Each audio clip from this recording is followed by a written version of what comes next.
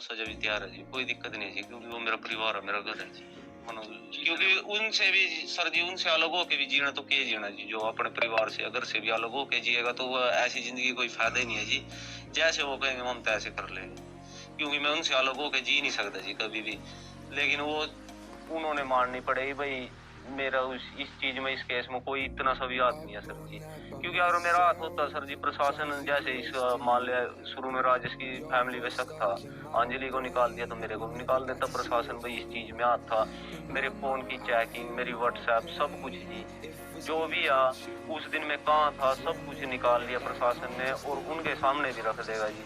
मुझे जी इतनी सी भी बात का नहीं पता था, अगर मुझे पता होता तो आज जी इस बात कर। आपको व्हाट्सएप मैसेज कर रही थी बार बार, मेरे फिंगरप्रिंट्स आ जाएंगे, डर मेरे लोग खेल लग रहा था। अच्छा तो मना सोचे अच्छे को तो ऐसे जी बीच में मन न मिल जाए, हम भी खिलाने का अलग चीज है जी, वो मोच का उसके साथ कोई बात नहीं। वो तो मेरे मैसेज की चैट जी प्रशासन के पास भी पड़ी, मना अगर उन्होंने मेरे से बोल रखे हो भाई तना मना कुछ पता हो इस बात के बारे में, भाई उन्होंने ऐसे बोल दियो भाई मना कर रखे है, फिर तो मैं हूँ जी जिम्मेवार उस चीज का। मना पता नहीं जी, कहे जैसे एक आम बात कर लेते हैं भाई, मैं खिला रही थी उसना, मेरे से यही बोल रहे ना चैट में भाई मैं उन्हें खिला रही थी कभी मेरे फिंगर।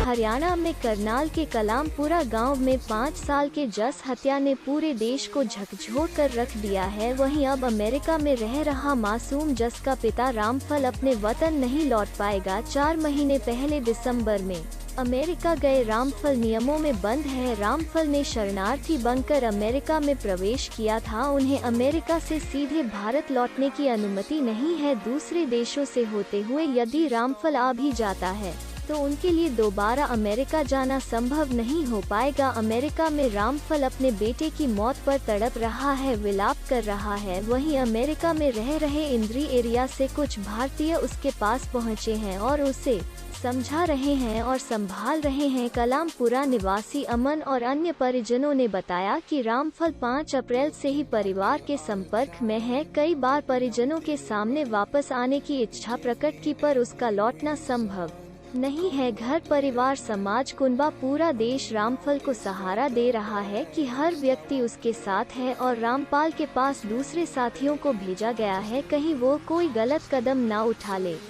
अब आइए आपको समझाते हैं क्यों नहीं आ सकता उसके पिता, वो कैसे गया था। विजा सेंटर संचालक राजा तो इस बात को तो मैंने जी गांव के जो लोग मुझे लेने के लिए आते थे उनसे भी बोल दिया मैं कोई कभी मेरे फिंगर राजा में नकलाऊं थी, वो भी यही बोल रहे थे के कोई। जैसा कि अभी आपने देखा, लवली ने कैमरे के सामने आकर खुद बताया कि अंजलि का इलाज चल रहा था। पहले भी वो मरने व मारने की बात करती थी और लवली ने बताया कि मेरे पास रिपोर्ट भी पड़ी है।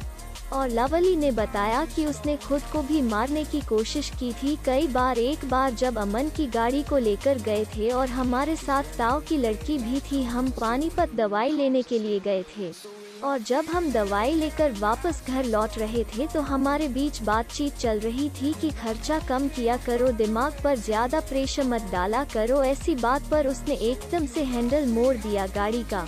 गरीमत यह रही उस दिन की पीछे से कुछ साधन नहीं आ रही था और बताया कि जो जस का परिवार मुझे सजा देगा वो मुझे मंजूर है, क्योंकि मैं उनके बगैर जी नहीं सकता, वो एक हमारा परिवार है।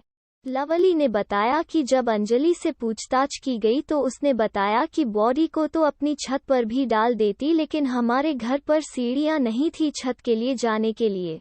और दूसरा, अमन और के घर पर हमारी बुआ चाचा चाची सब आए हुए थे, वहां पर भीड़ थी, वहां पर वो फोन पर बात करने के लिए जाती थी, रेंज की प्रॉब्लम रहती थी, इसलिए उसने वहां पर फेंका शव को।